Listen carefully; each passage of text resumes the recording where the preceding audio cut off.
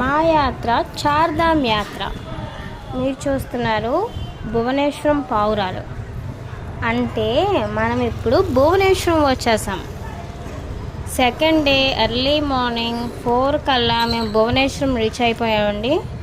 భువనేశ్వరంలో fresh up అయిపోయి early morning ఇలా పావురాలను చూస్తూ ఒక 10 మినిట్స్ మేము స్పెండ్ చేసాము. పావురాలకి చూడండి, అక్కడ ఇద్దరు మేత వేస్తున్నారు. పావురాలకు అలా మేత వేయడమే కాకుండా పావురాలను ఇప్పుడు మీరు చూస్తున్నట్లు కూడా చూసిన మనసు ఎంతో ప్రశాంతత లభిస్తుంది, మనసుకి పీస్ ఆఫ్ మైండ్. సో ఇలా పావురాలు చూసిన తర్వాత మేము భువనేశ్వర్ లింగరాజ స్వామి టెంపుల్ దర్శనంకి వెళ్ళామండి. స్వామి టెంపుల్కి అయితే దర్శనం చాలా బాగా అయింది. ఎందుకంటే ఎర్లీ మార్నింగ్ 6 కల్లా మేము టెంపుల్కి రీచ్ అయిపోయాము.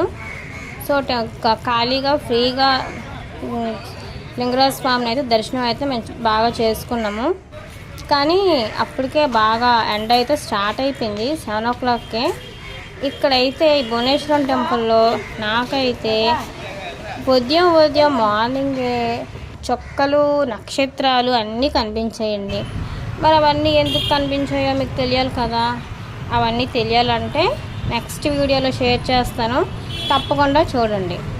ఓకేనా. ఇది సెకండ్ డే మా చార్ధామ్ యాత్ర.